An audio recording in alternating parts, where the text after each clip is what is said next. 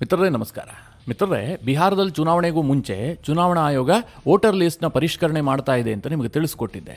ಅದರಿಂದ ಏನೇನು ವಿವಾದಗಳಾಗಿದೆ, ಸುಪ್ರೀಂ ಕೋರ್ಟ್ನಲ್ಲಿ ಯಾವ ರೀತಿಯಾಗಿ ವಿಚಾರಣೆ ಆಯಿತು, ಸುಪ್ರೀಂ ಕೋರ್ಟ್ ಏನು ನಿರ್ದೇಶನವನ್ನು ನೀಡಿತು ಎಲ್ಲವುದನ್ನು ನಿಮಗೆ ತಿಳಿಸ್ಕೊಟ್ಟಿದ್ದೆ. ಆ ಸಂದರ್ಭದಲ್ಲಿ ಕೆಲವರು ಡಿಮ್ಯಾಂಡ್ ಮಾಡಿದ್ರು, ಈ ಕುರಿತಾಗಿ ಏನೇ ಅಪ್ಡೇಟ್ ಆದರೂ ಕೂಡ ನಮಗೆ ತಿಳಿಸ್ಕೊಡಿ ಸರ್, ಬಿಹಾರದಲ್ಲಿ ಆಗ್ತಿರುವಂತಹ ಬೆಳವಣಿಗೆ ಇಡೀ ದೇಶದಲ್ಲಿ ಆಗುವಂತಹ ಅವಶ್ಯಕತೆ ಇದೆ ಅಂತ ಕೆಲವರು ಅಭಿಪ್ರಾಯ ವ್ಯಕ್ತಪಡಿಸಿದ್ರು. ಸದ್ಯ ಮಿತ್ರರೇ, ಬಿಹಾರದಲ್ಲಿ ಈ ವೋಟರ್ ಲಿಸ್ಟ್ ಪರಿಷ್ಕರಣೆ ಆಗ್ತಾ ಇದೆಯಲ್ಲ, ಒಂದಷ್ಟು ಮಹತ್ವದ ಬೆಳವಣಿಗೆಗಳು ನಡೆದಿದ್ದಾವೆ. ಬಹಳ ಇಂಟ್ರೆಸ್ಟಿಂಗ್ ವಿಚಾರ ಇದೆ. ಈ ಅಕ್ರಮ ವೋಟರ್ಸ್ ಯಾವ ಹಂತದಲ್ಲಿ ಬಿಹಾರದಲ್ಲಿ ಇದ್ರು, ಇದು ಚುನಾವಣೆ ಮೇಲೆ ಎಷ್ಟೆಲ್ಲ ಪರಿಣಾಮ ಬೀರ್ತಾ ಇತ್ತು, ವಿಪಕ್ಷಗಳು ಇಷ್ಟೆಲ್ಲ ವಿರೋಧ ಮಾಡೋದಕ್ಕೆ ಏನು ಕಾರಣ, ಎಲ್ಲವೂ ಕೂಡ ಬಟಾಬಯಲಾಗಿದೆ. ಸದ್ಯ ಚುನಾವಣಾ ಆಯೋಗ ಬಯಲಿಗೆಳಿತಿರುವಂತಹ ಅಕ್ರಮಗಳನ್ನು ನೋಡಿ ವಿಪಕ್ಷಗಳು ಹತಾಶೆಯಿಂದ ಏನೇನೋ ಮಾತನಾಡೋದಕ್ಕೆ ಶುರು ಮಾಡಿದ್ದಾರೆ. ತೇಜಸ್ವಿ ಯಾದವ್ ಬಾಯಲ್ಲಂತೂ ಹೊಲಸು ಮಾತುಗಳು ಬರೋದಕ್ಕೆ ಶುರುವಾಗಿದ್ದಾವೆ. ಬಿಹಾರದ ಈ ಬೆಳವಣಿಗೆ ಇಡೀ ದೇಶದಲ್ಲಿ ಭಾರೀ ಬದಲಾವಣೆಯನ್ನು ತರುವಂತಹ ಒಂದು ದೊಡ್ಡ ಸುಳಿವು ಸಿಗ್ತಾ ಇದೆ. ಬಿಹಾರದಲ್ಲಾಗಿದ್ದು ಬೇರೆ ಬೇರೆ ರಾಜ್ಯದಲ್ಲೂ ಆಗಿದ್ದೇ ಆದರೆ ಕೆಲ ಪಕ್ಷಗಳೇ ಬಾಗಿಲು ಮುಚ್ಚಿಕೊಂಡು ಹೋಗ್ತವ, ಈ ಒಂದು ಪ್ರಶ್ನೆಯೂ ಕೂಡ ಉದ್ಭವಿಸ್ತಾ ಇದೆ. ಮಿತ್ರರೇ, ಈ ವಿಡಿಯೋದಲ್ಲಿ ನಿಮಗೆ ಈ ಬಗ್ಗೆ ಸ್ವಲ್ಪ ಡೀಟೇಲ್ ಆಗಿ ತಿಳಿಸ್ಕೊಡ್ತೀನಿ. ಬಹಳ ಇಂಟ್ರೆಸ್ಟಿಂಗ್ ಆದಂತಹ ಅಂಕಿಅಂಶಗಳಿದ್ದಾವೆ. ಬಿಹಾರದಲ್ಲಿ ಈವರೆಗೆ ಏನೇನಾಗಿದೆ, ಚುನಾವಣಾ ಆಯೋಗ ಎಷ್ಟು ಅಕ್ರಮಗಳನ್ನು ಬಯಲಿಗೆಳೆದಿದೆ, ಇದರಿಂದ ಯಾರಿಗೆ ನಷ್ಟ ಆಗುತ್ತೆ, ಇದೆಲ್ಲವುದನ್ನು ಈ ವಿಡಿಯೋದಲ್ಲಿ ನಿಮಗೆ ಡೀಟೇಲ್ ಆಗಿ ತಿಳಿಸ್ಕೊಡ್ತೀನಿ. ನೀವು ಈ ವಿಡಿಯೋನ ಕೊನೆವರೆಗೂ ಮಿಸ್ ಮಾಡದೆ ನೋಡಿ. ಮಿತ್ರರೇ, ನಿಮಗೆಲ್ಲ ಗೊತ್ತಿರುವ ಹಾಗೆ ಚುನಾವಣಾ ಆಯೋಗ ಬಿಹಾರದಲ್ಲಿ ವೋಟರ್ ಲಿಸ್ಟ್ನ ಪರಿಷ್ಕರಣೆಗೆ ಮುಂದಾಯಿತು. ಆ ಸಂದರ್ಭದಲ್ಲಿ ಭಾರಿ ವಿರೋಧ ವ್ಯಕ್ತವಾಯಿತು. ರಾಹುಲ್ ಗಾಂಧಿ ಅಂತೂ ಹೋದಲ್ಲಿ ಬಂದಲ್ಲಿ ಇದನ್ನು ವಿರೋಧ ಮಾಡಿದ್ರು, ಇದು ಬಿಜೆಪಿಯ ಹಿಡನ್ ಅಜೆಂಡಾ ಅಂತ ಹೇಳಿದ್ರು. ತೇಜಸ್ವಿ ಯಾದವ್ ಕೂಡ ಇದರ ಬಗ್ಗೆ ಕೆಟ್ಟದಾಗಿ ಕಮೆಂಟ್ ಹಾಕಿದ್ರು. ಬ್ಯಾಕ್ ಡೋರ್ನಲ್ಲಿ NRCಯನ್ನು ಜಾರಿ ಮಾಡ್ತಾ ಇದೆ ಅಂತ ಅಸಾದುದ್ದೀನ್ ಓವೈಸಿ ಬಡಕಾಯಿಸೋದಕ್ಕೆ ಶುರು ಮಾಡಿದ್ರು. ಭಾರಿ ಹಂಗಾಮ ನಡೀತು. 9 ಪಕ್ಷಗಳು ಹೋಗಿ ಸುಪ್ರೀಂ ಕೋರ್ಟ್ನಲ್ಲಿ ಅರ್ಜಿ ಹಾಕಿದ್ವು. ಇದು ಅಕ್ರಮವಾಗಿ ನಡೀತಾ ಇದೆ, ಇದಕ್ಕೆ ಅವಕಾಶ ಕೊಡಬಾರದು, ದೊಡ್ಡ ಅನಾಹುತ ಸಂಭವಿಸಿ ಬಿಡುತ್ತೆ ಅಂತ. ಸುಪ್ರೀಂ ಕೋರ್ಟ್ ಇದರ ವಿಚಾರಣೆಯನ್ನು ನಡೆಸಿ ಏನೂ ಆಗ್ತಾ ಇಲ್ಲ, ಸರಿಯಾಗಿ ಆಗ್ತಾ ಇದೆ, ಚುನಾವಣಾ ಆಯೋಗಕ್ಕೆ ಕಾನೂನುಬದ್ಧವಾಗಿ ಏನು ಅಧಿಕಾರ ಇದೆಯೋ ಅದನ್ನು ಅವರು ಬಳಸ್ಕೊಳ್ತಾ ಇದ್ದಾರೆ, ಇದಕ್ಕೆ ತಡೆ ಹಿಡಿಯೋದಕ್ಕೆ ನಮಗೂ ಅಧಿಕಾರ ಇಲ್ಲ ಅಂತ ಸುಪ್ರೀಂ ಕೋರ್ಟ್ ಹೇಳಿತು. ಇದೆಲ್ಲ ಆದ ಬಳಿಕ ಚುನಾವಣಾ ಆಯೋಗ ಈ ವೋಟರ್ ಲಿಸ್ಟ್ ಪರಿಷ್ಕರಣೆಗೆ ಸಾಕಷ್ಟು ವೇಗ ನೀಡಿದೆ, ಭರದಿಂದ ಸಾಕ್ತಾ ಇದೆ. ಈ ನಡುವೆ ಕೆಲವೊಂದಷ್ಟು ಅಂಶಗಳು ಬೆಳಕಿಗೆ ಬರ್ತಾ ಇದ್ದಾವೆ. ಅದೇನು ಕೇಳಿದ್ರೆ, ಬಿಹಾರದಲ್ಲಿ ಸಾಕಷ್ಟು ಮಂದಿ ನೇಪಾಳ ಮೂಲದವರು ಬಂದ್ಬಿಟ್ಟು ವೋಟರ್ ಲಿಸ್ಟ್ಗೆ ಹೆಸರನ್ನು ನೋಂದಾಯಿಸಿಕೊಂಡಿದ್ದಾರೆ. ಅವರು ಭಾರತದ ಮೂಲ ಪ್ರಜೆಗಳೇ ಅಲ್ಲ, ನೇಪಾಳದಿಂದ ಬಂದು ಭಾರತದಲ್ಲಿ ನೆಲೆಸಿ ಇಲ್ಲಿ ವೋಟರ್ ಲಿಸ್ಟ್ಗೆ ಹೆಸರನ್ನು ನೋಂದಾಯಿಸಿಕೊಂಡಿದ್ದಾರೆ. ಇವರೆಲ್ಲ ಅಕ್ರಮ ವಲಸಿಗರು ಅನ್ನುವಂಥದ್ದು ಪತ್ತೆ ಆಗ್ತಾ ಇದೆ. ಇವರ ಬಳಿಯಲ್ಲಿ ಆಧಾರ್ ಕಾರ್ಡ್ ಇದೆ, ನಕಲಿ ವೋಟರ್ ID ಕಾರ್ಡ್ ಇದೆ, ಎಲ್ಲವೂ ಕೂಡ ಇದೆ. ಇದಿಷ್ಟು ಮಾತ್ರ ಅಲ್ಲ ಮಿತ್ರರೇ, ಬಿಹಾರದ ಕೆಲವೊಂದಷ್ಟು ಪ್ರದೇಶದಲ್ಲಿ ಅಕ್ರಮ ಬಾಂಗ್ಲಾ ವಲಸಿಗರದ್ದೇ ಪಾರುಪತ್ಯ ಅನ್ನುವಂಥದ್ದು ಕೂಡ ಗೊತ್ತಾಗ್ತಾ ಇದೆ. ಇನ್ನು ಕೆಲವೆಡೆ ಮಯನ್ಮಾರ್ನ ಅಕ್ರಮ ವಲಸಿಗರು ಕೂಡ ಬಂದು ನೆಲೆಸಿದ್ದಾರೆ. ಇದೆಲ್ಲವೂ ಕೂಡ ಈಗ ಚುನಾವಣಾ ಆಯೋಗದ ಈ ಪರಿಷ್ಕರಣೆ ವೇಳೆ ಪತ್ತೆ ಆಗ್ತಾ ಇದೆ. ಸದ್ಯ ರಾಷ್ಟ್ರೀಯ ಮಾಧ್ಯಮಗಳು ವರದಿ ಮಾಡಿರುವಂತೆ ಬಿಹಾರದಲ್ಲಿ ಈವರೆಗೆ ಪರಿಶೀಲನೆ ನಡೆಸಿದ್ರಿಂದಾಗಿ ಒಟ್ಟು 35 ಲಕ್ಷ ಮಂದಿ ವೋಟರ್ಸ್ ಏನಿದ್ದಾರೆ ಲಿಸ್ಟ್ ನಲ್ಲಿ ಇದ್ದಂತವರು, ಅವರು ಸತ್ತೋಗಿದ್ದಾರೆ, ಬದುಕೇ ಇಲ್ಲ. ಆದ್ರೂ ಕೂಡ ವೋಟರ್ ಲಿಸ್ಟ್ ನಲ್ಲಿ ಹೆಸರಿದೆ. ಅಂತಹ ಹೆಸರುಗಳನ್ನ ಈಗ ಕೈ ಬಿಡಲಾಗ್ತಾ ಇದೆ. ಇದಿಷ್ಟು ಮಾತ್ರ ಅಲ್ಲ, 17,50,000 ಮಂದಿ ವೋಟರ್ಸ್ ಬಿಹಾರದಿಂದ ಹೊರಗಡೆ ಹೋಗ್ಬಿಟ್ಟಿದ್ದಾರೆ. ಅವರು ಬಿಹಾರದ ವಾಸಿಗಳೇ ಇಲ್ಲ. ಈ ಪೈಕಿ 12,50,000 ಮಂದಿ ಬೇರೆ ರಾಜ್ಯದಲ್ಲಿ ಹೆಸರನ್ನ ನೋಂದಾಯಿಸಿಕೊಂಡಿದ್ದಾರೆ. ನಿಮಗೆ ಅರ್ಥ ಆಗ್ತಾ ಇದೆ ಅಂತ ಭಾವಿಸಿದ್ದೀನಿ. ಈಗ ಬಿಹಾರದಿಂದ ಬೆಂಗಳೂರಿಗೆ ಒಬ್ಬ ಕೆಲಸ ಮಾಡೋದಕ್ಕೆ ಬಂದಿದ್ದಾನಪ್ಪ, ಆತ ಒಂದು 10 ವರ್ಷದಿಂದ ಇಲ್ಲೇ ಕೆಲಸ ಮಾಡ್ತಾ ಇದ್ದಾನೆ. ಆತ ಬಿಹಾರದ ಜೊತೆಗೆ ಹೆಚ್ಚೇನು ನಂಟು ಹೊಂದಿಲ್ಲ. ಅವನು ಮುಂದೆಯೂ ಕೂಡ ಇಲ್ಲೇ ವಾಸ ಮಾಡೋದಕ್ಕೆ ಇಷ್ಟಪಡ್ತಾ ಇದ್ದಾನೆ. ಹೀಗಾಗಿ ಆತ ತನ್ನ ಹೆಸರನ್ನ ಇಲ್ಲಿ ನೋಂದಾಯಿಸಿಕೊಂಡಿದ್ದಾನೆ. ಆದ್ರೆ ಆತನ ಹೆಸರು ಬಿಹಾರದ ವೋಟರ್ ಲಿಸ್ಟ್ ನಲ್ಲೂ ಕೂಡ ಇದೆ, ಎರಡೆರಡು ಕಡೆ ಇದೆ. ಈ ರೀತಿಯಾದಂತಹ 12,50,000 ಮಂದಿಯನ್ನ ಪತ್ತೆ ಹಚ್ಚಲಾಗಿದೆ. ಇನ್ನು 5,50,000 ಮಂದಿಯ ಹೆಸರು ವೋಟರ್ ಲಿಸ್ಟ್ ನಲ್ಲೇ ಇಲ್ಲ. ಅವರು ಬಿಹಾರದ ನಿವಾಸಿಗಳೇ, ಆದರೂ ಕೂಡ ಲಿಸ್ಟ್ ನಲ್ಲಿಲ್ಲ. ಅಂದ್ರೆ ಈ ಪರಿಷ್ಕರಣೆಯಿಂದ ಏನು ಪತ್ತೆ ಹಚ್ಚಲಾಗ್ತಾ ಇದೆ ಅಂತಂದ್ರೆ, ನೀವು ಸೂಕ್ಷ್ಮವಾಗಿ ಗಮನಿಸಿದ್ರೆ ಆ ವಿಚಾರ ಗೊತ್ತಾಗುತ್ತೆ. ಯಾರು ನಿಜವಾದ ವೋಟರ್ಸೋ ಅವರಿಗೆ ಹಕ್ಕು ಕೆಲವೆಡೆ ಸಿಗ್ತಾ ಇಲ್ಲ. ಯಾರು ಅಕ್ರಮವಾಗಿ ನೆಲೆಸಿದಾರೋ ಅವರ ಹೆಸರು ಲಿಸ್ಟ್ ನಲ್ಲಿದೆ. ಇನ್ನು ಕೆಲವರು 2 ಬಾರಿ ವೋಟರ್ ಲಿಸ್ಟ್ ನಲ್ಲಿ ಹೆಸರನ್ನು ಹೊಂದಿದ್ದಾರೆ. ಮತ್ತೆ ಕೆಲವರು ಸತ್ತೋಗಿ ಅನೇಕ ವರ್ಷಗಳಾಗಿದೆ, ಅವರ ಹೆಸರು ಕೂಡ ವೋಟರ್ ಲಿಸ್ಟ್ ನಲ್ಲಿದೆ. ಈಗ ಚುನಾವಣಾ ಆಯೋಗದ ಪರಿಷ್ಕರಣೆಯಿಂದಾಗಿ ಅಕ್ರಮಗಳು ಎಷ್ಟಿದೆಯೋ ಅದೆಲ್ಲವೂ ಕೂಡ ಪತ್ತೆ ಆಗ್ತಾ ಇದೆ. ಜೊತೆಗೆ ಚುನಾವಣಾ ಆಯೋಗದ ಲಿಸ್ಟ್ ನಲ್ಲಿರುವಂತಹ ಲೋಪದೋಷಗಳನ್ನು ಕೂಡ ಪತ್ತೆ ಹಚ್ಚಿ ಸರಿಪಡಿಸುವಂತಹ ಕೆಲಸ ಆಗ್ತಾ ಇದೆ. ಈ ಡ್ರೈವ್ನ ಉದ್ದೇಶ ಏನು ಕೇಳಿದ್ರೆ, ಒಬ್ಬ ಅಕ್ರಮ ವಲಸಿಗನಿಗೂ ಕೂಡ ಭಾರತದಲ್ಲಿ ವೋಟಿನ ಅವಕಾಶ ಸಿಗಬಾರದು, ಆತ ಈ ದೇಶದ ಚುನಾವಣೆಯಲ್ಲಿ ಭಾಗಿಯಾಗಬಾರದು. ಇದನ್ನ ಖಾತ್ರಿಪಡಿಸುವಂತಹದ್ದು ಎಷ್ಟು ಮುಖ್ಯವೋ ಅಷ್ಟೇ ಮುಖ್ಯವಾದಂತಹ ಇನ್ನೊಂದು ವಿಚಾರ ಏನು ಕೇಳಿದ್ರೆ, ಈ ದೇಶದ ಪ್ರಜೆಗೆ ವೋಟಿನ ಹಕ್ಕಿನ ವಂಚನೆ ಆಗಬಾರದು. ಇಷ್ಟೆಲ್ಲ ಪ್ರಾಮುಖ್ಯತೆಯನ್ನ ಈ ವೋಟರ್ ಲಿಸ್ಟ್ ಪರಿಷ್ಕರಣೆ ಹೊಂದಿದೆ. ಆದರೂ ಕೂಡ ವಿಪಕ್ಷಗಳು ಯಾವ ಮಟ್ಟಿಗೆ ವಿರೋಧವನ್ನು ವ್ಯಕ್ತಪಡಿಸ್ತಾ ಇದ್ದಾವೆ ಅಂತಂದ್ರೆ, ರಾಹುಲ್ ಗಾಂಧಿ ನಿರಂತರವಾಗಿ ಇದು ಬಿಜೆಪಿ ಫೇವರ್ ಆಗಿ ಆಗ್ತಿರುವಂತಹ ವೋಟರ್ ಲಿಸ್ಟ್ ಪರಿಷ್ಕರಣೆ ಅಂತ ಆರೋಪ ಮಾಡ್ತಾ ಇದ್ದಾರೆ. ಇನ್ನು ತೇಜಸ್ವಿ ಯಾದವ್ ಅಂತೂ ವಿಪರೀತವಾದಂತಹ ಕೆಟ್ಟ ಭಾಷೆಯನ್ನೇ ಬಳಸೋದಕ್ಕೆ ಶುರು ಮಾಡಿದ್ದಾರೆ. ಎಷ್ಟರ ಮಟ್ಟಿಗೆ ಅಂತಂದ್ರೆ, ಚುನಾವಣಾ ಆಯೋಗ ಏನ್ ಹೇಳಿತ್ತು, ಮೂಲಗಳನ್ನ ಉಲ್ಲೇಖಿಸಿ, ಅಂದ್ರೆ ಯಾವುದೋ ಒಂದು ಮೂಲದ ಮಾಹಿತಿ ಇದೆ ನಮಗೆ, ಬಿಹಾರದಲ್ಲಿ ಅಕ್ರಮ ವಲಸಿಗರ ಸಂಖ್ಯೆ ಜಾಸ್ತಿ ಇದೆ, ಅವರು ವೋಟರ್ ಲಿಸ್ಟ್ ನಲ್ಲಿ ಹೆಸರು ಪಡೆದುಕೊಂಡಿದ್ದಾರೆ, ಬಿಹಾರದ ವೋಟರ್ ಲಿಸ್ಟ್ ಪಟ್ಟಿಯಲ್ಲಿ ಅಕ್ರಮಗಳು ಜಾಸ್ತಿ ಇದೆ, ಹೀಗಾಗಿ ನಾವು ಪರಿಷ್ಕರಣೆ ಮಾಡ್ತಾ ಇದ್ದೀವಿ ಅಂತ ಚುನಾವಣಾ ಆಯೋಗ ಹೇಳಿತ್ತು. ಈ ಮೂಲಗಳು ಅಂತ ನಾವು ಕನ್ನಡದಲ್ಲಿ ಏನು ಉಲ್ಲೇಖ ಮಾಡ್ತೀವಲ್ಲ ಅದಕ್ಕೆ ಹಿಂದಿಯಲ್ಲಿ ಸೂತ್ರ ಅಂತ ಹೇಳಲಾಗುತ್ತೆ. ಅದಕ್ಕೆ ತೇಜಸ್ವಿ ಯಾದವ್ ಎಷ್ಟು ಹೊಲಸು ಭಾಷೆ ಬಳಸಿದ್ದಾರೆ ಅಂತಂದ್ರೆ ಅದು ಸೂತ್ರಗಳಲ್ಲ, ಮೂತ್ರ. ಚುನಾವಣಾ ಆಯೋಗಕ್ಕಿರುವಂತಹ ಸೂತ್ರಗಳೆಲ್ಲವೂ ಕೂಡ ಮೂತ್ರವೇ ಅಂತೇಳಿ ಕೆಟ್ಟ ಭಾಷೆಯಲ್ಲಿ, ಅಂದ್ರೆ ಒಬ್ಬ ರಾಜಕಾರಣಿಯಾಗಿ ಒಬ್ಬ ವಿಪಕ್ಷದ ನಾಯಕನಾಗಿ ಆತನಿಗೆ ಯಾವುದು ಸೂಟ್ ಆಗೋದಿಲ್ವೋ ಅಂತಹ ಭಾಷೆಯಲ್ಲಿ ತೇಜಸ್ವಿ ಯಾದವ್ ಹತಾಶೆಯಿಂದ ಮಾತನಾಡೋದಕ್ಕೆ ಶುರು ಮಾಡಿದ್ದಾರೆ. ಈ ತೇಜಸ್ವಿ ಯಾದವ್ಗೆ ಇಷ್ಟೊಂದು ಹತಾಶೆ ಆಗೋದಕ್ಕೆ, ಇಷ್ಟೊಂದು ಬೇಸರ ಆಗೋದಕ್ಕೆ, ಇಷ್ಟೊಂದು ಸಿಟ್ಟು ಬರೋದಕ್ಕೆ ಏನ್ ಕಾರಣ? ಅದಕ್ಕೇನಾದ್ರೂ ಲಾಜಿಕ್ ಇದೆಯಾ ಕೇಳಿದ್ರೆ ತೇಜಸ್ವಿ ಯಾದವ್ ಅವರ ಒಂದು ಲಾಜಿಕ್ ಅನ್ನೇ ನಿಮಗೆ ಉದಾಹರಣೆ ಕೊಡ್ತೀನಿ. ಆಗ ಚುನಾವಣೆಯಲ್ಲಿ ಏನಾಗಬಹುದು, ಅವ್ರು ಯಾಕೆ ಇಷ್ಟೆಲ್ಲ ಇಂಗ ತಿಂದು ಮಂಗನಂತ ಆಡ್ತಾ ಇದ್ದಾರೆ ಅಂತ ನಿಮಗೆ ಸ್ಪಷ್ಟ ಆಗುತ್ತೆ. ಬಿಹಾರದಲ್ಲಿ ಒಟ್ಟು 7,90,00,000 ವೋಟರ್ಸ್ ಇದ್ದಾರೆ. ಇದರಲ್ಲಿ ಚುನಾವಣಾ ಆಯೋಗ ಈಗ ಪರಿಶೀಲನೆ ಮಾಡಿದ್ರಿಂದಾಗಿ ವೋಟರ್ ಲಿಸ್ಟ್ ನಿಂದ ಕೇವಲ 1% ನಷ್ಟು ವೋಟರ್ಸ್ ಹೆಸರು ಕಟ್ ಆಫ್ ಆಗಿದ್ದೆ ಆದ್ರೆ ಅದು ಬಿಹಾರದ ಚುನಾವಣಾ ದಿಕ್ಕನ್ನೇ ಬದಲಾಯಿಸುತ್ತೆ.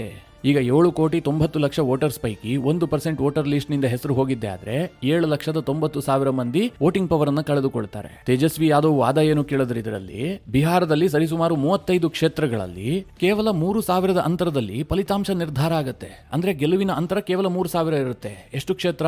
35 ಕ್ಷೇತ್ರ. ಹಾಗೆ 52 ಕ್ಷೇತ್ರಗಳಲ್ಲಿ ಗೆಲುವಿನ ಅಂತರ ಕೇವಲ 5,000 ಒಳಗಿರುತ್ತೆ. ಅಂದ್ರೆ ಸರಿಸುಮಾರು 80ರಿಂದ 85 ಕ್ಷೇತ್ರಗಳಲ್ಲಿ ಫಲಿತಾಂಶ ನಿರ್ಧಾರ ಆಗುವಂತಹದ್ದು ಬಹಳ ಕಡಿಮೆ ಅಂತರದಲ್ಲಿ. ಇಲ್ಲೆಲ್ಲ ನೀವು ವೋಟರ್ ಲಿಸ್ಟ್ ನಿಂದ ಹೆಸರನ್ನ ತೆಗೆದುಹಾಕಿಬಿಟ್ರೆ ಚುನಾವಣಾ ಫಲಿತಾಂಶವೇ ಬದಲಾಗಿಬಿಡುತ್ತೆ.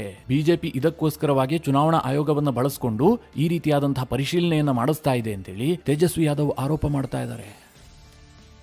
ಮಿತ್ರರೇ, ತೇಜಸ್ವಿ ಯಾದವ್ ಅವರ ಆರೋಪವನ್ನ ಸತ್ಯ ಅಂತಲೇ ಅಂದುಕೊಳ್ಳೋಣ. ಆದ್ರೆ ಪ್ರಶ್ನೆ ಏನು ಉದ್ಭವಿಸ್ತಾ ಇದೆ ಹೇಳಿ? ಈಗ ಚುನಾವಣಾ ಆಯೋಗ ಪರಿಶೀಲನೆ ಮಾಡ್ತಿರುವಂತಹ ಸಂದರ್ಭದಲ್ಲಿ ಆರ್ಜೆಡಿಯ ವೋಟರ್ಸ್ ಅನ್ನೇ ಗುರುತು ಮಾಡಿ ಹೊರ ಹಾಕ್ತಾರೆ ಅನ್ನುವಂಥದ್ದು ಹೇಗೆ ಹೇಳೋದಕ್ಕೆ ಸಾಧ್ಯ? ಚುನಾವಣಾ ಆಯೋಗಕ್ಕೆ ಈ ಮನೆಯವನು ಕಾಂಗ್ರೆಸ್ಗೆ ವೋಟ್ ಹಾಕ್ತಾನೆ, ಈ ಮನೆಯವನು ಆರ್ಜೆಡಿಗೆ ವೋಟ್ ಹಾಕ್ತಾನೆ, ಇದೇನಾದ್ರೂ ಕನ್ಫರ್ಮ್ ಆಗಿರುತ್ತಾ? ಇಲ್ಲ ತಾನೆ. ಇನ್ನೊಂದು ಗಮನಿಸಬೇಕಾದ ಅಂಶ ಏನು ಕೇಳಿದ್ರೆ ಇವರಿಷ್ಟೆಲ್ಲ ಬಡಕಾಯಿಸ್ತಾ ಇದಾರಲ್ಲ, ಇದರಿಂದ ಒಂದು ಕನ್ಫರ್ಮ್ ಆಗ್ತಿರುವ ವಿಚಾರ ಏನು? ಈ ಅಕ್ರಮ ವಲಸಿಗರು ಇವರ ಪಕ್ಷಕ್ಕೆ ವೋಟ್ ಹಾಕ್ತಾ ಇದ್ದಾರೆ ಅನ್ನುವಂಥದ್ದು ಕನ್ಫರ್ಮ್ ಆಗ್ತಾ ಇದೆ ತಾನೆ. ಇಲ್ಲದೆ ಹೋದ್ರೆ ಮಯನ್ಮಾರ್ನ ಒಬ್ಬ ಪ್ರಜೆಯನ್ನು, ನೇಪಾಳದ ಒಬ್ಬ ಪ್ರಜೆಯನ್ನು ಅಥವಾ ಬಾಂಗ್ಲಾದೇಶದಿಂದ ಅಕ್ರಮವಾಗಿ ಬಂದಂತಹ ಒಬ್ಬ ವೋಟರ್ಸ್ ಅನ್ನು ವೋಟರ್ ಲಿಸ್ಟ್ ನಿಂದ ತೆಗೆದು ಹಾಕಿದ್ದೆ ಆದ್ರೆ ಇವರಿಗೇನು ಸಮಸ್ಯೆ ಆಗಬೇಕು? ಇವರು ಖುಷಿ ಪಡಬೇಕಲ್ವಾ? ಇವರು ಇಷ್ಟೆಲ್ಲ ಓಪನ್ ಆಗಿ ಬೇಸರ ವ್ಯಕ್ತಪಡಿಸ್ತಾ ಇದ್ದಾರೆ, ಇಷ್ಟೆಲ್ಲ ಆರೋಪ ಮಾಡ್ತಾ ಇದ್ದಾರೆ ಅಂತಂದ್ರೆ ಅವರೆಲ್ಲರೂ ಕೂಡ ಇಷ್ಟು ದಿನ ಇವರಿಗೆ ವೋಟ್ ಹಾಕಿದ್ದಾರೆ ಅನ್ನುವಂಥದ್ದು ಕನ್ಫರ್ಮ್ ಆಗ್ತಾ ಇದೆ ಅಲ್ವಾ?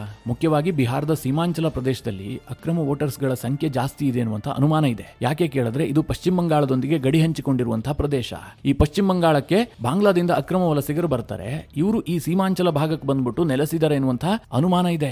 ಈ ಅನುಮಾನಕ್ಕೆ ಕಾರಣವಾಗಿರುವ ಅಂಶ ಏನು ಕೇಳಿದ್ರೆ ಈ ಸೀಮಾಂಚಲ ಪ್ರದೇಶದ ಕಿಶನ್ಗಂಜ್ ಅನ್ನುವಂತಹ ಪ್ರಾಂತ್ಯದಲ್ಲಿ 68% ಮುಸ್ಲಿಮರಿದ್ದಾರೆ. ಪೂರ್ಣಿಯಾ ಅನ್ನುವಂತಹ ಪ್ರದೇಶದಲ್ಲಿ 39% ಮುಸ್ಲಿಮರಿದ್ದಾರೆ. ಅದರಿಯಾ ಭಾಗದಲ್ಲಿ 43% ಜನ ಮುಸ್ಲಿಮರಿದ್ದಾರೆ. ಕಟಿಹಾರ್ ಪ್ರಾಂತ್ಯದಲ್ಲಿ 45% ಜನ ಮುಸ್ಲಿಮರಿದ್ದಾರೆ.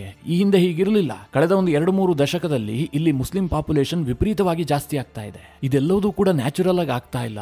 ಅಕ್ರಮ ವಲಸಿಗರ ಸಂಖ್ಯೆ ಜಾಸ್ತಿ ಆಗ್ತಾ ಇದೆ ಎನ್ನುವಂತಹ ಬಲವಾದ ಅನುಮಾನ ಇದೆ. ಇದೇ ಕಾರಣದಿಂದಲೇ ಹೆಚ್ಚಿನ ಒತ್ತು ಕೊಟ್ಟು ಪರಿಶೀಲನೆ ಮಾಡಲಾಗ್ತಾ ಇದೆ. ಇದು ವಿಪಕ್ಷಗಳಿಗೆ ಭಾರಿ ಸಮಸ್ಯೆಯನ್ನ ತಂದೊಡ್ಡಿದೆ. ಅಕ್ರಮ ವಲಸಿಗರನ್ನ ಲೀಸ್ಟ್ ನಿಂದ ತೆಗೆದು ಹಾಕಿದ್ದೆ ಆದ್ರೆ ಈ ಕ್ಷೇತ್ರಗಳಲ್ಲೂ ಕೂಡ ಸೋಲುವಂತಹ ಭೀತಿ ಇವರಿಗೆ ಎದುರಾಗತ್ತೆ. ಅದಕ್ಕಾಗಿ ಇಷ್ಟೆಲ್ಲ ಬಡಕಾಯಿಸ್ತಾ ಇದ್ದಾರೆ. ಮಿತ್ರರೇ, ಚುನಾವಣಾ ಆಯೋಗ ಈ ಡ್ರೈವ್ ಅನ್ನ ದೇಶಾದ್ಯಂತ ಮಾಡುವಂತಹದ್ದು ಎಷ್ಟು ಮುಖ್ಯವಾಗಿದೆ ಅನ್ನೋದಕ್ಕೆ ನಿಮಗೊಂದು ಉದಾಹರಣೆ ಕೊಡ್ತೀನಿ. ಮಧ್ಯಪ್ರದೇಶದ ಒಂದು ಮಾಹಿತಿಯನ್ನ ಚುನಾವಣಾ ಆಯೋಗವೇ ಕೊಟ್ಟಿದೆ. ಮಧ್ಯಪ್ರದೇಶದಲ್ಲಿ ಒಂದೇ ಅಡ್ರೆಸ್ ನಲ್ಲಿರುವಂತಹ 779 ಮನೆಗಳಲ್ಲಿ 50ಕ್ಕಿಂತ ಹೆಚ್ಚು ಜನ ವೋಟರ್ಸ್ ಇದ್ದಾರೆ. ಅಂದ್ರೆ ಒಂದು ಮನೆಯಲ್ಲಿ 50ಕ್ಕಿಂತ ಹೆಚ್ಚು ವೋಟರ್ಸ್ ಇರುವಂತಹ 779 ಮನೆಗಳಿದಾವೆ. ಹಾಗೆ 1373 ಮನೆಗಳಲ್ಲಿ ಒಂದೇ ಅಡ್ರೆಸ್ ನಲ್ಲಿರುವಂತಹ ಮನೆಯಲ್ಲಿ 40ಕ್ಕಿಂತ ಹೆಚ್ಚು ವೋಟರ್ಸ್ ಇದ್ದಾರೆ. ಅಂದ್ರೆ ಒಂದೊಂದು ಮನೆಯಲ್ಲಿ 40 ವೋಟರ್ಸ್ ಇರುವಂತಹ 1373 ಮನೆಗಳಿದಾವೆ. ಇಷ್ಟು ಮಾತ್ರ ಅಲ್ಲ ಮಿತ್ರರೇ, 6151 ಮನೆಗಳಲ್ಲಿ 30ಕ್ಕಿಂತ ಹೆಚ್ಚು ವೋಟರ್ಸ್ ಇದ್ದಾರೆ. ಇದಕ್ಕಿಂತ ಇಂಟ್ರೆಸ್ಟಿಂಗ್ ಅಂಶ ಏನು ಕೇಳಿದ್ರೆ 49,928 ಮನೆಗಳಲ್ಲಿ 20ರಿಂದ 30 ವೋಟರ್ಸ್ ಇದ್ದಾರೆ. ಹಾಗೆ 6,17,997, ಇನ್ನೊಂದ್ಸಲ ಹೇಳ್ತೀನಿ, 6,17,997 ಮನೆಗಳಲ್ಲಿ 10 ಜನಕ್ಕಿಂತ ಹೆಚ್ಚು ವೋಟರ್ಸ್ ಇದ್ದಾರೆ. ಇದನ್ನ ಹೇಳಿದಾಗ ಏನ್ ಹೇಳ್ತಾರೆ? ಇವರೆಲ್ಲರೂ ಕೂಡ ಜಾಯಿಂಟ್ ಫ್ಯಾಮಿಲಿಯಲ್ಲಿ ವಾಸ ಮಾಡ್ತಿರುವಂತವ್ರು ಅಂತ. ಇವತ್ತು ನೀವೇ ತಮ್ಮ ತಮ್ಮ ಮನೆಗಳಿರಬಹುದು ಅಥವಾ ಅಕ್ಕಪಕ್ಕದ ಮನೆಗಳನ್ನ ಗಮನಿಸಿ, ಎಲ್ಲಾದ್ರೂ ಒಂದು ಜಾಯಿಂಟ್ ಫ್ಯಾಮಿಲಿಯನ್ನ ನೋಡೋದಕ್ಕೆ ನಿಮ್ಗೆ ಸಿಗುತ್ತಾ? ಅಂದ್ರೆ ತಂದೆ, ಮಗ, ಒಂದು 4 ಜನ ತಮ್ಮಂದ್ರು, ಅವರ ಹೆಂಡತಿಯರು ಮತ್ತು ಅವರ ಮಕ್ಕಳು ಎಲ್ಲರೂ ಒಟ್ಟಾಗಿರುವಂತಹ ಒಂದೇ ಒಂದು ಸಂಸಾರವನ್ನ ನೀವು ನೋಡೋದಕ್ಕೆ ಸಿಗುತ್ತಾ? ಎಲ್ಲೋ ಒಂದು 1000ಕ್ಕೆ ಒಂದು ಸಿಗಬಹುದೇನೋ. ಅಂತಹದ್ರಲ್ಲಿ 6,17,997 ಮನೆಗಳಲ್ಲಿ 10ಕ್ಕಿಂತ ಹೆಚ್ಚು ಜನ ವಾಸ ಮಾಡ್ತಾ ಇದ್ದಾರೆ. 49,928 ಮನೆಗಳಲ್ಲಿ 20ರಿಂದ 30 ಮಂದಿ ವಾಸ ಮಾಡುವಂತಹ ಕುಟುಂಬಗಳಿದಾವೆ. ಇದು ಕೇವಲ ಮಧ್ಯಪ್ರದೇಶದ ಒಂದು ಉದಾಹರಣೆ. ಬಿಹಾರದಲ್ಲೂ ಇದೇ ಪರಿಸ್ಥಿತಿ ಇದೆ, ಉತ್ತರ ಪ್ರದೇಶದಲ್ಲೂ ಇದೆ, ಬಂಗಾಳದಲ್ಲಿ ಈ ಸಂಖ್ಯೆ ಇನ್ನೂ ಜಾಸ್ತಿ ಇದೆ. ಹೀಗಾಗಿ ಚುನಾವಣಾ ಆಯೋಗ ಕನಸ್ತಾ ಇದೆ, ವೋಟರ್ ಲಿಸ್ಟ್ ನ ಪರಿಷ್ಕರಣೆ ಆಗಲೇಬೇಕು. ಬಹಳ ದೊಡ್ಡ ಪ್ರಮಾಣದಲ್ಲಿ ಅಕ್ರಮ ನಡೀತಾ ಇದೆ. ಇದನ್ನ ಪತ್ತೆ ಹಚ್ಚೋದಕ್ಕೆ ವೋಟರ್ ಲಿಸ್ಟ್ ಅನ್ನ ಪರಿಷ್ಕರಣೆ ಮಾಡೋದಕ್ಕೆ ಅವ್ರು ಮುಂದಾಗಿದ್ದಾರೆ. ಆದ್ರೆ ಈಗ ವಿಪಕ್ಷಗಳು ಏನು ವಿರೋಧ ಮಾಡ್ತಾ ಇದಾವಲ್ಲ, ಇದನ್ನ ನೋಡಿದಂತಹ ಸಂದರ್ಭದಲ್ಲಿ ಒಂದು ಅನುಮಾನ ದಟ್ಟವಾಗಿ ಕಾಡ್ತಾ ಇರೋದೇನು ಕೇಳಿದ್ರೆ, ಈ ಎಲ್ಲಾ ಅಕ್ರಮದ ಫಲಾನುಭವಿಗಳು ಇವರೇ. ಯಾಕೆಂದ್ರೆ ಇದನ್ನ ಸರಿ ಮಾಡಿದ್ದೆ ಆದ್ರೆ ನಮಗೆ ಲಾಸ್ ಆಗುತ್ತೆ, ನಮಗೂ ಸೋಲಾಗುತ್ತೆ ಅಂತ ಇವರು ನೇರವಾಗಿ ಒಪ್ಕೊಳ್ತಾ ಇದಾರಲ್ವಾ. ಸದ್ಯ ಈ ದೇಶದಲ್ಲಿ ಕ್ಲೀನ್ ಇಂಡಿಯಾ ಬಹಳ ಜೋರಾಗಿ ನಡೀತಾ ಇದೆ. ಆಪರೇಷನ್ ಸಿಂಧೂರ ಆದ ಬಳಿಕ, ಅಂದ್ರೆ ಮೇ 7ನೇ ತಾರೀಕಿನ ಬಳಿಕ ಜೂನ್ 11ರವರೆಗೆ ಒಟ್ಟು 2500 ಮಂದಿ ಅಕ್ರಮ ಬಾಂಗ್ಲಾ ವಲಸಿಗರನ್ನ ಮುಲಾಜಿಲ್ಲದೆ ಹೊರಹಾಕಲಾಗಿದೆ. ಅವರನ್ನು ಬಾಂಗ್ಲಾದೇಶಕ್ಕೆ ಗಡೀಪಾರು ಮಾಡಲಾಗಿದೆ. ಬಹಳ ದೊಡ್ಡ ಪ್ರಮಾಣದಲ್ಲಿ ಅಕ್ರಮ ವಲಸಿಗರನ್ನ ಹೊರಹಾಕ್ತಾ ಇರುವಂತದ್ದು ಒಂದು ಗುಜರಾತ್ನಲ್ಲಿ, ಇನ್ನೊಂದು ದೆಹಲಿಯಲ್ಲಿ. ಗುಜರಾತ್ನಲ್ಲಿ 1200 ಮಂದಿಯನ್ನ ಬಾಂಗ್ಲಾದೇಶಕ್ಕೆ ಗಡೀಪಾರು ಮಾಡಿದ್ರೆ, ದೆಹಲಿಯಲ್ಲಿ 1100 ಮಂದಿಯನ್ನ ಗಡೀಪಾರು ಮಾಡಲಾಗಿದೆ. ಈ ಸಂಖ್ಯೆ ಇನ್ನೂ ಬಹಳ ದೊಡ್ಡದಾಗಿದೆ. ಆದ್ರೆ ಅವರೆಲ್ಲರ ವಿಚಾರಣೆ ನಡೀತಾ ಇದೆ. ಏಕಾಏಕಿಯಾಗಿ ಗಡೀಪಾರು ಮಾಡೋದಕ್ಕೆ ಸಾಧ್ಯ ಇಲ್ಲಲ್ವಾ. ಹೀಗಾಗಿ ಪರಿಶೀಲನೆ ಮಾಡಲಾಗ್ತಾ ಇದೆ. ಮುಂದಿನ ಕೆಲ ದಿನಗಳಲ್ಲಿ ನೀವೇ ನೋಡ್ತೀರಿ, ಒಂದೊಂದು ರಾಜ್ಯದಿಂದ 10, 15, 20 ಸಾವಿರ ಸಂಖ್ಯೆಯಲ್ಲಿ ಅಕ್ರಮ ಬಾಂಗ್ಲಾ ವಲಸಿಗರನ್ನು ಹೊರಹಾಕುವಂತ ಪರಿಸ್ಥಿತಿ ನಿರ್ಮಾಣ ಆಗುತ್ತೆ. ಅಷ್ಟರ ಮಟ್ಟಿಗೆ ಕೇಂದ್ರ ಸರ್ಕಾರ ಈ ವಿಚಾರದಲ್ಲಿ ಸೀರಿಯಸ್ನೆಸ್ ಅನ್ನ ತೋರಿಸ್ತಾ ಇದೆ. ಇದರ ಜೊತೆಗೆ ವೋಟರ್ ಲಿಸ್ಟ್ ನಲ್ಲೂ ಕೂಡ ಈ ರೀತಿಯಾಗಿ ಪರಿಶೀಲನೆ ಆಗ್ತಾ ಇರುವಂತದ್ದು, ಅದನ್ನ ಪರಿಷ್ಕರಣೆ ಮಾಡ್ತಾ ಇರುವಂತದ್ದು ಬಹಳ ಖುಷಿ ಪಡುವಂತಹ ಸುದ್ದಿ. ಪ್ರಧಾನಿ ನರೇಂದ್ರ ಮೋದಿ ಅವರು ಈ ಪೆಹಲ್ಗಾಮ್ ಅಟ್ಯಾಕ್ ಆದ ಬಳಿಕ ಮಾರ್ಮಿಕವಾಗಿ ಒಂದು ಮಾತನ್ನ ಹೇಳಿದ್ರು. ನಾವೆಷ್ಟೇ ಸದೃಢವಾಗಿದ್ದು, ಎಷ್ಟೇ ಆರೋಗ್ಯವಾಗಿದ್ರು, ಒಂದು ಮುಳ್ಳು ಹೊಕ್ಕಿದ್ರೆ ಸಾಕು ನಮಗದು ನೋವುಂಟು ಮಾಡುತ್ತೆ. ಹೀಗಾಗಿ ನಾವು ಆ ಮುಳ್ಳನ್ನೇ ಕಿತ್ತು ಹಾಕಬೇಕಾಗಿದೆ ಅಂತ ಮೋದಿ ಹೇಳಿದ್ರು. ಕೇವಲ ಇದು ಪಾಕಿಸ್ತಾನದ ವಿಚಾರಕ್ಕೆ ಮಾತ್ರ ನಾವು ಮುಳ್ಳು ಅಂತ ಪರಿಗಣಿಸುವಂತಿಲ್ಲ.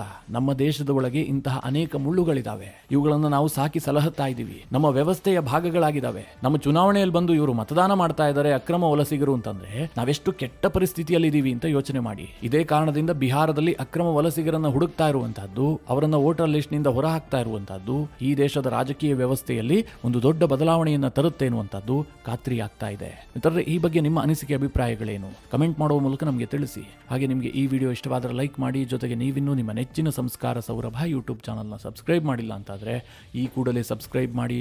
ಮುಂದಿನ ಎಲ್ಲ ಅಪ್ಡೇಟ್ಗಳ ನೋಟಿಫಿಕೇಶನ್ಗಾಗಿ